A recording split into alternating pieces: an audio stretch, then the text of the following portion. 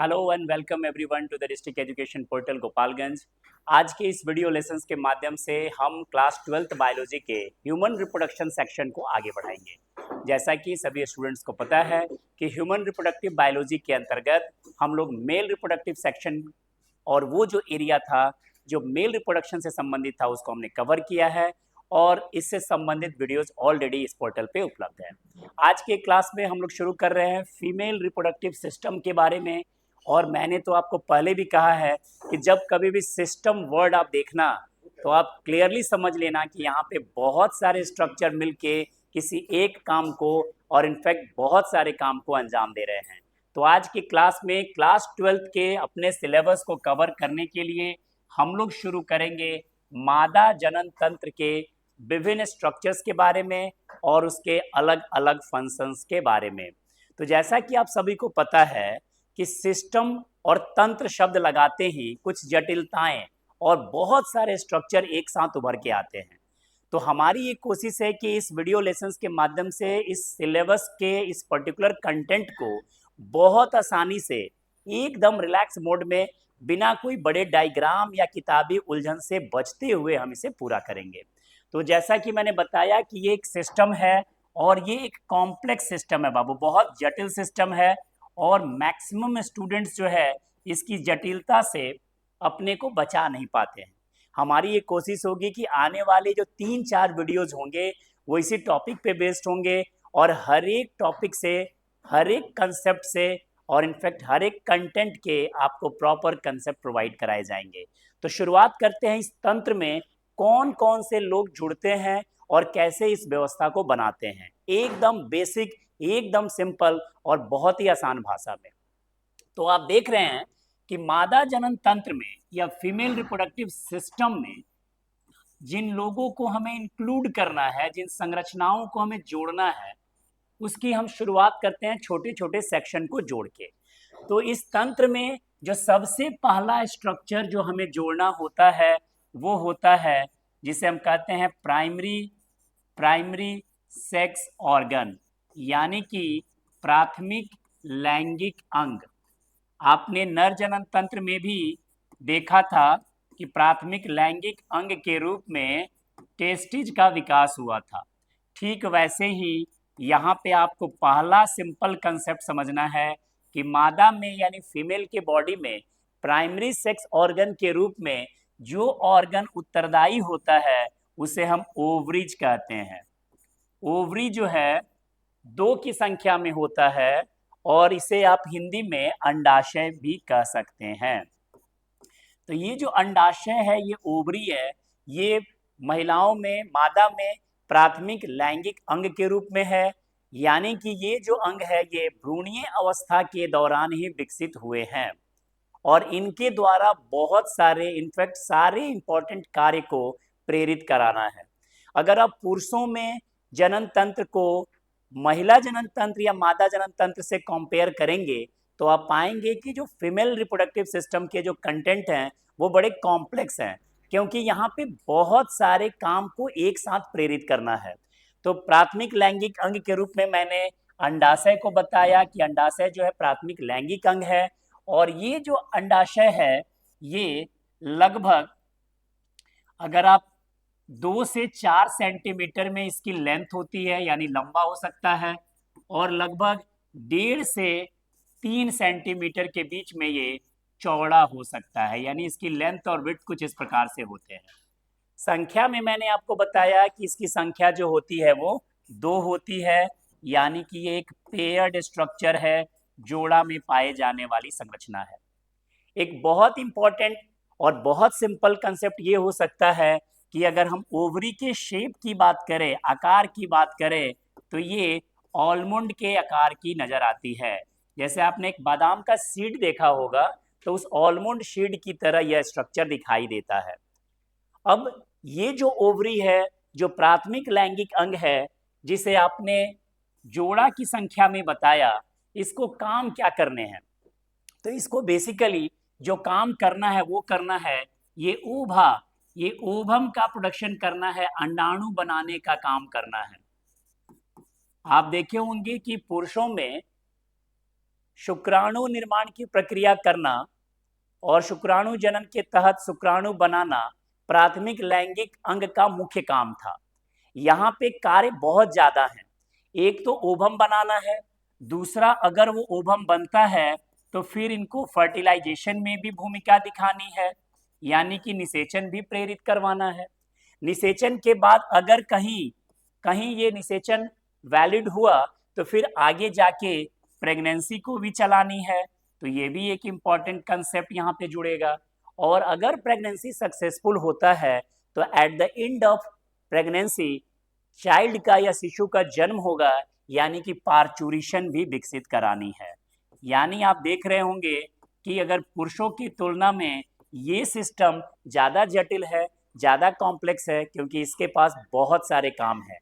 तो ये 4 काम मैंने जोड़ा कि अंडाणु बनाना है, निषेचन को प्रेरित करना है, निषेचन के लिए इन्वायरमेंट क्रिएट करना है, प्रेगनेंसी को बढ़ाना है और पार्चुरिशन यानी प्रसव या शिशु के जन्म को भी प्रेरित करवाना है। तो ये ओवरी का काम जो है बहुत इंपॉर्टेंट होता है। इनके अलावा ओवरी के द्वारा और भी इंपॉर्टेंट काम किए जाते हैं और उस काम को हम लोग बोलते हैं कि हार्मोन्स जो है वो रिलीज किए जाते हैं। ओवरी के द्वारा रिलीज किए जाने वाले जो हार्मोन हैं, मुख्य रूप से 2 हार्मोन की चर्चा करेंगे। एक को हम कहेंगे एस्ट्रोजन और दूसरे को कहेंगे प्रोजेस्टेरॉन। एस्ट्रोजन एंड प्रोजेस्टेरॉन ये ओवरी के द्वारा रिलीज किए जाने वाले हार्मोन हैं। प्रेगनेंसी के दौरान रिलैक्सेशन भी स्रावित किया जाता है, ये एक अलग तरीके का हार्मोन होगा। अब यहाँ से शुरू होता है कंफ्यूजन, क्योंकि कुछ स्टूडेंट्स को यहाँ पे ये कंफ्यूजन होगा कि सर ये प्रोजेस्टेरॉन हार्मोन ओवरी स्रावित करता है क्या? क्योंकि बहुत सारे किताबों में, इनफैक्ट बोर्ड एग्जाम के क्वेश्चन में आया है कि प्रोजेस्टेरॉन का स्राव कौन करता है। अगर बच्चा गलती से पढ़ के चला जाए ओवरी, तो फिर तो एग्जाम में ऑप्शन में ओवरी दिखेगा भी नहीं भाई, ऑप्शन में आएगा कॉर्पस ल्यूटियम, कॉर्पस एल्बिकेंस, तो वहाँ कुछ नए नाम आ जाते हैं और कंफ्यूजन वहाँ से बढ़ जाता है। अभी तक जितनी बातें मैंने आपको बताई है वो बिल्कुल सरल और सिंपल बातें हैं, जिसके तहत मैंने क्या बताया है कि जिसके अंतर्गत मैंने बताया है कि प्राइमरी सेक्स ऑर्गन जो है मादा में ओवरी है, अंडाशय है। संख्या के हिसाब से बताया है कि ये 2 की संख्या में है, आलमंड शेप का है, लगभग 2 से 4 सेंटीमीटर की लेंथ है और 1.5 से 3 सेंटीमीटर की विड्थ है। अगर हम और कुछ इंपॉर्टेंट बात करें तो मैंने कहा कि ये फर्टिलाइजेशन से लेके प्रेगनेंसी कराना और पार्चुरेशन तक को प्रेरित करना ओवरी के द्वारा एक इम्पॉर्टेंट रोल प्ले किया जाता है। फिर कहा कि हार्मोन में ये एस्ट्रोजन और प्रोजेस्टेरॉन जैसे हार्मोन स्रावित होते हैं। और फिर मैंने आपको ये कहा कि उलझाया भी कि ये जो प्रोजेस्टेरॉन है ये वास्तव में कॉर्पस ल्यूटियम के द्वारा स्रावित किया जाता है। तो फिर मैंने शुरू में ओवरी क्यों कहा और फिर बाद में कॉर्पस ल्यूटियम क्यों कहा, यही चीज आपको समझना है। और जैसे जैसे वीडियोस आगे की ओर मूव करेगा ये छोटे छोटे कंसेप्ट आप बहुत आसानी से समझ पाएंगे।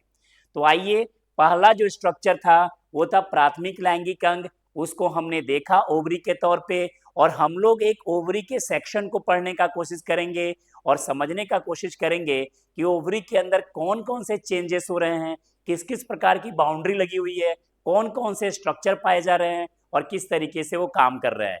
लेकिन अभी हम फोकस कर रहे हैं मादा जनन तंत्र के बारे में, तो इस तंत्र में दूसरी कड़ी को जोड़ते हैं और ये दूसरा कड़ी जो होगा वो होगा सहायक नलिका।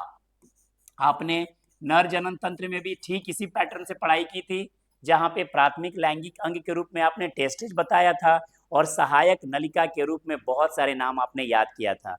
अब उन नामों की चर्चा मैं यहाँ पे नहीं करूंगा। अगर हम मादा में सहायक नलिका के तौर पे काम करें, सहायक नलिकाओं के संरचना के बारे में बात करें, तो हम पाएंगे कि सहायक नलिकाओं के अंतर्गत जो सबसे महत्वपूर्ण संरचना आती है उस संरचना का नाम है ओविडक्ट, जिसे आप फैलोपियन ट्यूब भी कहते हैं। यानी ओविडक्ट या जो फैलोपियन ट्यूब है ये एक बहुत महत्वपूर्ण सहायक नलिका है।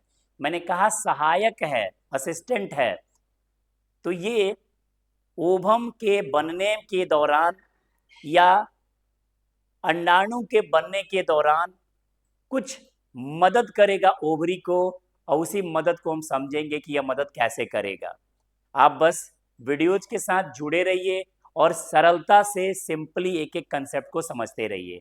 जैसे जैसे आप आगे मूव करेंगे सारे कंसेप्ट आपको आसानी से समझ में आने लगेंगे। तो मैंने कहा कि सहायक नलिका के तौर पे जो सबसे इंपॉर्टेंट संरचना आपको सबसे पहले यहाँ पे प्रदर्शित कराया जा रहा है वो है फेलोपियन ट्यूब। और फेलोपियन ट्यूब के बारे में कहते हैं कि ये जो है लगभग 10 से 12 सेंटीमीटर लंबा ट्यूब होता है। फेलोपियन ट्यूब की संख्या की बात करें तो फेलोपियन ट्यूब की संख्या भी 2 होती है, यानी दोनों ओवरी के तरफ से फेलोपियन ट्यूब जुड़ा रहता है। यहाँ पे एक छोटा सा कंसेप्ट आप देखिए कि ये फीमेल रिप्रोडक्टिव सिस्टम में ये वर्क कैसे करता है। तो एक बहुत सिंपल, बहुत आसान डायग्राम के जरिए हम इसके सहायक नलिका और ओवरी को जोड़ने का, कनेक्ट करने का प्रयास कर रहे हैं। आप ये कल्पना करिए कि ये जो है थोड़ा सा मस्कुलर शेप में, पेयर शेप में स्ट्रक्चर है जिसे हम कहते हैं यूटेरस। यूटेरस जो है, जिसे आप हिंदी में गर्भाशय भी कहते हैं, ये एक स्ट्रक्चर है। ये मादा के बॉडी में लोअर एब्डोमिनल में, एकदम पेट के निचले हिस्से में पेल्विक कैविटी में पाए जाने वाला स्ट्रक्चर है। और यहाँ पे देखिए क्या है कि ये जो यूटेरस है इसके साथ जुड़ाव हुआ है फेलोपियन नलिका का। फेलोपियन नलिका जो है वो इस तरीके से यहाँ पे डेवलप हुआ है, नली नुमा, और ये फेलोपियन नलिका जो है इस तरीके से यहाँ पे डेवलप हुआ। ठीक दूसरे तरफ भी इसी तरीके से यहाँ से फेलोपियन नलिकाएं निकलती हैं, और ये फेलोपियन नलिकाएं ओवरी के द्वारा किए गए काम को आगे बढ़ाती हैं। अगर ये यूट्रस है तो आप देखेंगे कि दोनों साइड में यहाँ पे और एक दूसरे साइड में भी आपको दिखाई देगा ओवरी का स्ट्रक्चर। तो यहाँ पे आप देखिए एक ओवरी, ये आलमंड शेप का एक ओवरी यहाँ पे इस तरीके से डेवलप हुआ है, और दूसरा जो है आलमंड शेप का ओवरी जो है यहाँ पे डेवलप हुआ है। ये दो ओवरी है जो एक तरीके से ये ओवेरियन लिगामेंट है। ये जो स्ट्रक्चर है इसको हम कह सकते हैं ओवेरियन लिगामेंट। इसी ओवेरियन लिगामेंट से ये जुड़ रहा है ये वाला स्ट्रक्चर जिसको आप बोल रहे हैं ओवरी, ये ओवरी है। तो ओवरी जो है, ये स्ट्रक्चर जो आप देख रहे हैं ये वाला, थोड़ा सा कंफ्यूज नहीं हो जाएंगे क्योंकि मैंने इसको पहले कह दिया है कि ये यूटेरस का वॉल है। तो आप इसे ना समझ के आप इसको ऐसे समझ लें कि ये जो दिख रहा है स्ट्रक्चर, ये वाला जो स्ट्रक्चर दिख रहा है ये ओवेरियन लिगामेंट है, और इसी लिगामेंट से ये ओवरी के स्ट्रक्चर जो है जुड़े हुए हैं। आलमंड शेप का दो ओवरी जुड़ा हुआ है। फंक्शन कुछ ऐसा होता है कि ये जो दिख रहा है फेलोपियन ट्यूब, ये एक फेलोपियन ट्यूब नंबर 1 है, ये दूसरा फेलोपियन ट्यूब है। तो आप देखेंगे कि फेलोपियन ट्यूब में कुछ इस तरीके के स्ट्रक्चर हैं कि वो जैसे ही इस ओवरी के पास पहुंचते हैं तो ऐसा लगता है कि यहाँ पे कुछ खाने की वस्तु रखती है, उसको हाथ बढ़ा देना है। तो यहाँ से एक फिंगर लाइक प्रोजेक्शन इस तरीके से डेवलप हो जाता है, और ये जो ओवरी ओवम बनाएगा वो ये रिसीव कर लेगा। ये लग रहा है कि हाथ से इसको पकड़ के अपनी ओर खींच रहा है, तो ये इसको आगे लेके जाएगा। ये वाला जो हिस्सा होता है फनेल शेप का, इसको हम लोग कहते हैं बाबू इनफंडिबुलम। ये ओवरी का के साथ फेलोपियन ट्यूब का पार्ट है। इनफंडिबुलम एक फनेल शेप का स्ट्रक्चर है। इसके साथ ये जो फिंगर निकला है ना, इसको हम लोग बोलते हैं फिम्ब्री। बहुत सिंपल तरीके से पहले एकदम सरल आसान शब्दों में बात को समझिए, फिर जटिलता को हम बाद में जोड़ेंगे। अभी आप पढ़ रहे हैं कि मादा जनन तंत्र में प्राथमिक लैंगिक अंग कौन है, तो ये जो दिख रहे हैं दो ओवरी हैं वो है। उनके साथ सहायक नलिका कौन है, तो एक नलिका आपको ये कहा, दूसरी नलिका ये कहा, और नाम इसको मैंने क्या दिया, फेलोपियन नलिका कहिए या फेलोपियन ट्यूब कहिए। आप अभी तक समझ भी पा रहे होंगे, पहले से पढ़े भी होंगे कि फेलोपियन ट्यूब वो जगह होता है जहाँ पे निषेचन होता है, फर्टिलाइजेशन होता है। तो कहानी क्या है भाई, ओवरी ने यहाँ पे जो ओवम बनाया, इस फिम्बरी ने क्या किया भाई, फिम्बरी ने कलेक्ट किया, इसको रिसीव किया, प्राप्त किया, और प्राप्त करने के बाद आगे की ओर बढ़ेगा।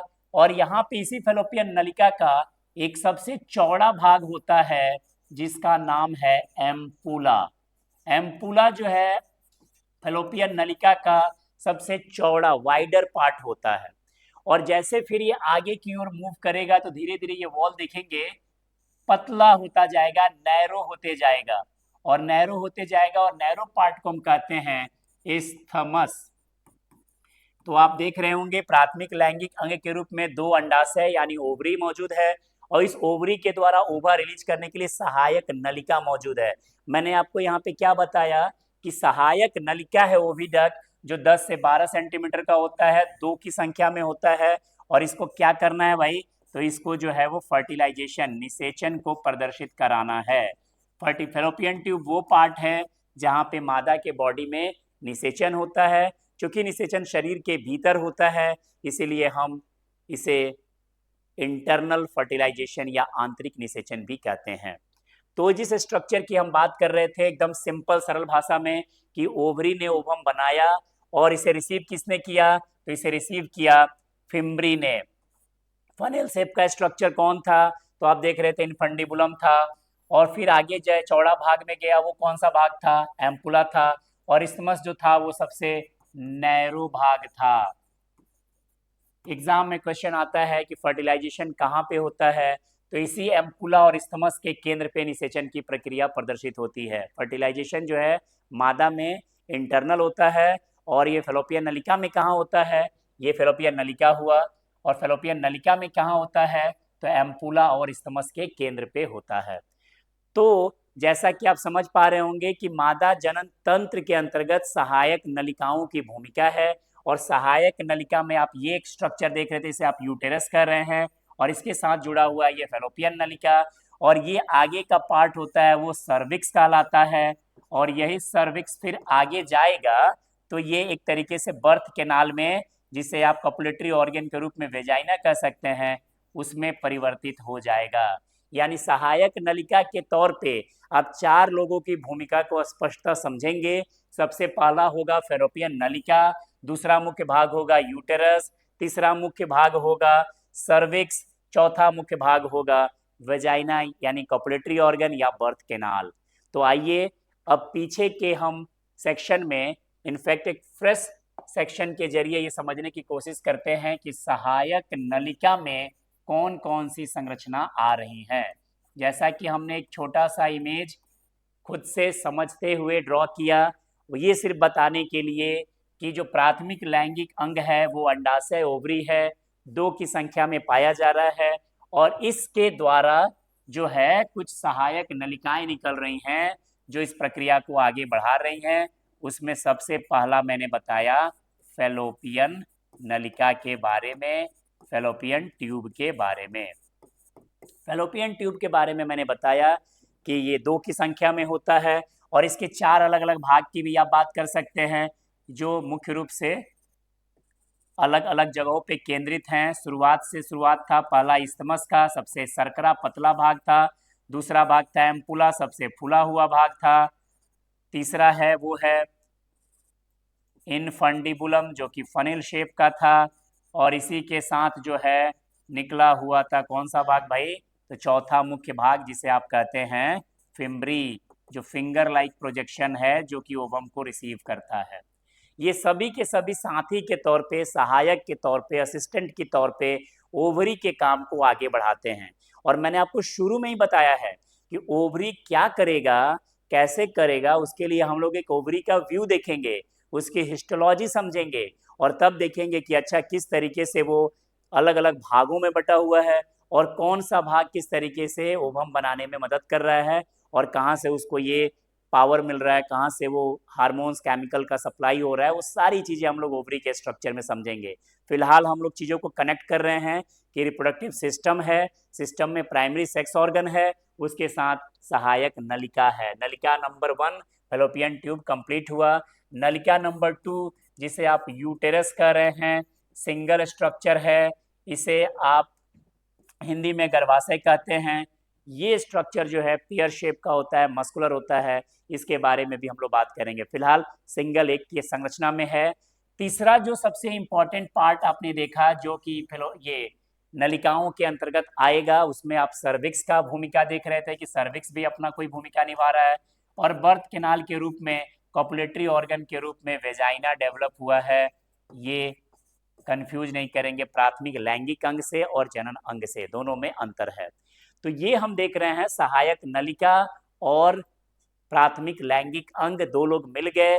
तीसरा अगर आपको याद होगा कि जब नर जनन तंत्र पढ़ रहे थे तो वहां पे आपने तीसरा एक पढ़ा था, वो था सहायक ग्रंथि। ग्लैंड्स के बिना तो काम ही नहीं हो पाएगा, क्योंकि ग्लैंड्स जो होते हैं वही तो सेक्रेट करेंगे, इंपॉर्टेंट सेक्रेशन उन्हीं के द्वारा देना है। अब बिना उस सेक्रेशन के ये पूरी प्रक्रिया बाधित हो सकती है, फेल हो सकती है। तो सहायक ग्रंथि के तौर पे, जहाँ पे आप पुरुषों में 3 ग्रंथियों के बारे में पढ़ा था, सेमाइनल वेजाइकल्स के बारे में, प्रोस्टेट ग्रंथि के बारे में और बल्बो यूरेथ्रल या काउपर ग्रंथि के बारे में, यहाँ पे आप 2 पढ़ेंगे। एक है बार्थोलिन ग्रंथि। बार्थोलिन ठीक वही काम करता है बाबू जो पुरुषों में बल्बो यूरेथ्रल या काउपर ग्रंथि करता है। यानी कि इस बार्थोलिन ग्रंथि के द्वारा मादा में इसी तरीके का वाटरी फ्लूइड रिलीज होता है जो लुब्रिकेशन का काम करता है और जो एक तरीके से एसिडिटी को मिनिमाइज करता है, क्योंकि फर्टिलाइजेशन के लिए इस एसिडिटी का इन्वायरमेंट बहुत फेवरेबल नहीं माना जाता है। तो जो काम पुरुषों में काउपर ग्रंथि के द्वारा किया जा रहा था, म्यूकस या चिपचिपा द्रव्य स्रावित किया जा रहा था, लुब्रिकेशन का काम किया जा रहा था, ठीक वही काम बार्थोलिन ग्रंथि के द्वारा मादा में लुब्रिकेशन का और साथ ही साथ एक तरीके से कह सकते हैं एसिडिटी को मिनिमाइज करने वाला फैक्टर का काम करता है। बार्थोलिन ग्रंथि के अलावा एक दूसरी ग्रंथि निषेचन की प्रक्रिया के प्रदर्शित होने के बाद प्रेगनेंसी के अंतिम में जब पार्चुरेशन या चाइल्ड बर्थ होता है तो मैमरी ग्लैंड के द्वारा मिल्क का सेक्रेशन होता है। ये भी एक इम्पॉर्टेंट एक्सेसरी ग्लैंड में हम लोग मादा में स्टडी करते हैं। यानी कि अगर हम पूरी तरीके से फीमेल रिप्रोडक्टिव सिस्टम के अंतर्गत कौन कौन से लोग हैं जिन्हें हम समझने और पढ़ने वाले हैं, तो हम पाएंगे इसमें भी 3 फैक्टर, और इन्हीं 3 में हमें इस पूरे टॉपिक को खत्म करना है। एकदम बेसिक, सरल, साधारण और सहजता के साथ ये बताया जा रहा है। थोड़ा समय लीजिए और कॉपी पेन के सहारे सभी स्ट्रक्चर्स को अलग अलग आइसोलेट करते हुए उनके स्ट्रक्चर और फंक्शंस को बारे में पढ़िए, क्योंकि ये जब बेसिक बात आप समझेंगे तो फिर आप लेवल 2 में जाएंगे जहाँ पे ओवरी के फिजियोलॉजी को समझना एक बहुत इंटरेस्टिंग और थोड़ा सा मुश्किल वर्क हो सकता है अगर आपने ध्यान से नहीं समझा तो आते हैं, पहला जो हमारा जो तंत्र है उस तंत्र में हमने दिया प्राथमिक लैंगिक अंग को इंक्लूड किया। प्राथमिक लैंगिक अंग में हमने पहले ही आपको बताया है कि वो जो है अंडाशय है। एक लास्ट रिवीजन इस टॉपिक का कि ओवरी जो है यहाँ पे डेवलप हो रहा है, अंडाशय आप बोल रहे हैं 2 की संख्या में है, प्राथमिक लैंगिक अंग है।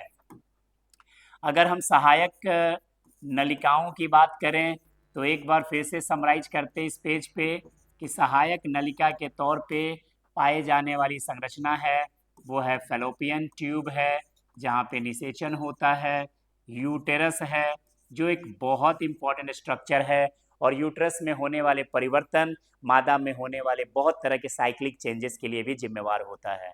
तो ये एक बेहद इंपॉर्टेंट स्ट्रक्चर है एक्सेसरी डक्ट के रूप में। सर्विक्स की भूमिका पे भी हम लोग बात कर सकते हैं और कॉपुलेटरी ऑर्गन के रूप में वेजाइना भी एक सहायक नलिका के तौर पे प्रभावी होता है, कारगर होता है। अब हम लोग बात करते हैं तीसरा और महत्वपूर्ण संरचना जिसको आप बोल रहे थे सहायक ग्रंथि, और सहायक ग्रंथि में आपको पढ़ना है बार्थोलिन के बारे में और मैमरी ग्लैंड के बारे में। तो बार्थोलिन ग्लैंड के बारे में मैंने आपको बताया कि चिपचिपा जलीय द्रव्य जो है स्रावित करता है और ये एक तरीके से लुब्रिकेशन देने का काम करता है और वेजाइना के वॉल को एसिडिटी को मिनिमाइज करता है ताकि फर्टिलाइजेशन प्रदर्शित हो सके। मैमरी ग्लैंड भी जो है वो पार्चुरेशन के बाद, चाइल्ड के बर्थ के बाद एक इम्पॉर्टेंट रोल प्ले करेगा और पहले मदर मिल्क का डेवलपमेंट होगा जिसे हम कोलोस्ट्रम के नाम से जानते हैं। तो हमारे इस सेक्शन में जहाँ पे हम फीमेल रिप्रोडक्टिव सिस्टम के बारे में बात कर रहे हैं, ये जो क्लास है एकदम बेसिक स्ट्रक्चर के छोटे छोटे कंपोनेंट और घटकों के बारे में बात हो रही है। और मैं एक बार आपको फिर से बता दूं कि इस पूरे के पूरे कंसेप्ट में अगर किसी एक स्ट्रक्चर को समझना और उसकी फिजियोलॉजी को जानना बेहद जरूरी है तो आप बिल्कुल याद रखेंगे ओवरी के बारे में, क्योंकि ओवरी जो है मल्टीपल फंक्शन परफॉर्म करेगा और स्टूडेंट के लिए बहुत सारे कन्फ्यूजन लेके आएगा। जैसे आपने पुरुषों के केस में पढ़ा था कि शुक्राणु जनन की जो प्रक्रिया होती है वो प्यूबर्टी से शुरू होती है, 10 से 12 वर्ष की अवस्था में शुरू होती है। तो ठीक वैसे ही ओवरी के द्वारा अंडाणु जनन की प्रक्रिया होगी। तो अगर आपसे पूछा जाए कि अंडाणु जनन की प्रक्रिया कब शुरू होती है, तो आप कहेंगे प्यूबर्टी से शुरू होती है, तो ये गलत हो जाएगा, क्योंकि अंडाणु जनन की प्रक्रिया जो है वो भ्रूणीय अवस्था से ही शुरू हो जाती है, भ्रूणीय अवस्था से ही शुरू हो जाती है। जी हाँ, तो ये एक डिसकंटिन्यूअस प्रोसेस है जो अलग अलग समय पे अलग अलग तरीके से प्रदर्शित होता है। तो यहाँ पे स्टूडेंट्स को पूरे के पूरे फिजियोलॉजी में ओवरी के स्ट्रक्चर को, उसके हिस्टोलॉजी को, उसके माइक्रोस्कोपिक एग्जामिनेशन को और उससे पाए जाने वाले तथ्यों को समझना बहुत जरूरी है। जब अगर आप ये टॉपिक पढ़ेंगे, ओवरी का एक सेक्शन आप पढ़ेंगे, ट्रांसवर्स सेक्शन देखेंगे, माइक्रोस्कोपिक व्यू देखेंगे, तो आप पाएंगे कि किस तरीके से अलग अलग समय पे कैसे फॉलिकल का ग्रोथ होता है, डेवलपमेंट होता है, मैचुरेशन होता है, रप्चर्स होता है, ओवम बनता है, और एक ही स्ट्रक्चर किस तरीके से अलग अलग तरीके के मॉर्फोलॉजिकल चेंजेस को उत्तर बढ़ाता है। मतलब बहुत सारे मॉर्फोलॉजिकल चेंजेस होते हैं। तो मैं एक बार फिर से आप लोग से रिक्वेस्ट कर रहा हूँ कि ये जो अभी आपने क्लास में पढ़ा वो एक बहुत बेसिक, बहुत सरल इंट्रोडक्शन था फीमेल रिप्रोडक्टिव सिस्टम का। जो मेन कंसेप्ट है वो है आपका ओवरी का सेक्शन, जहाँ पे आपको कुछ कीवर्ड्स के साथ आपको बेचैन करते हुए छोड़ के जाते हैं, ताकि जो बीच में जो गैप होगा उतना दिन में आप ये बात सोचने का प्रयास करेंगे कि कौन कौन से स्ट्रक्चर के साथ आप रूबरू होने वाले हैं अगले वीडियोज में ओवरी के स्ट्रक्चर में, जहाँ पे आपको पढ़ने हैं बहुत सारे पार्ट्स, जैसे ओवेरियन कॉर्टेक्स के बारे में, ओवेरियन मेडुला के बारे में, आपको पढ़ना है ओवरी के अलग अलग लेयर्स के बारे में, आपको पढ़ना है इसमें फॉलिकल के निर्माण की प्रक्रिया के बारे में, यहाँ पे आपको पढ़ना है कि ये जो ओवम जो होगा वो रिलीज होगा उसके बारे में। तो ये सारा का सारा फिजियोलॉजी और स्ट्रक्चर जो है आप टीएस ऑफ ओवरी में आसानी से देख सकते हैं, समझ सकते हैं। तो मेरा आप सबसे रिक्वेस्ट होगा कि इस बेसिक इंट्रोडक्टरी पार्ट्स को आप आसानी से समझें, और अगले वीडियोस में जब आप अवेलेबल हों पढ़ने के लिए तो टीएस ऑफ ओवरी के लिए एकदम से तैयार रहें। और ये सेक्शन बेहद इंपॉर्टेंट होगा, क्योंकि इसको समझने के बाद ही आप बाकी फिजियोलॉजी को समझ सकते हैं, जहाँ पे मेंस्ट्रुएशन भी है, ओवुलेशन भी है, फर्टिलाइजेशन भी है, इम्प्लांटेशन भी है, पार्चुरेशन भी है। तो एक लंबी सीरीज है, एक के बाद एक घटित होनी है और सब अपने अपने समय पे अलग अलग तरीके से प्रदर्शित होनी है। तो फीमेल रिप्रोडक्टिव सेक्शन का ये जो बहुत सिंपल, बहुत सरल, आसान सा जो सेगमेंट था ये कंप्लीट होता है। अगले वीडियोज में टीएस ऑफ ओवरी जो पूरे चैप्टर का सबसे इंपॉर्टेंट कंसेप्ट होगा वो आप सबके सामने आएगा। उम्मीद करते हैं कि ये वीडियो आपके लिए लाभदायक हो, आप चीज़ों को समझ पाएँ। अगले वीडियोज में इस कारवां को आगे बढ़ाएंगे। तब तक जो है अपने को हाइड्रेट रखिए, गर्मी से बचाते रखिए खुद को, और तैयार रहिए आगे की चुनौतियों के लिए। Thank you for watching and have a nice day. Thank you.